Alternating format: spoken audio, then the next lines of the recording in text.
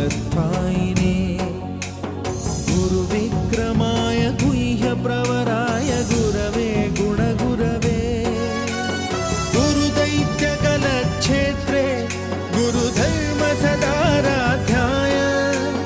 गुरुपुत्रपरित्रात्रे गुरुपाखण्डखण्डकाय गीतसाराय गीततत्त्वाय गीतगोत्राय धीमहि गूढगुल्फाय गन्धमत्ताय गोजयप्रदाय धीमहि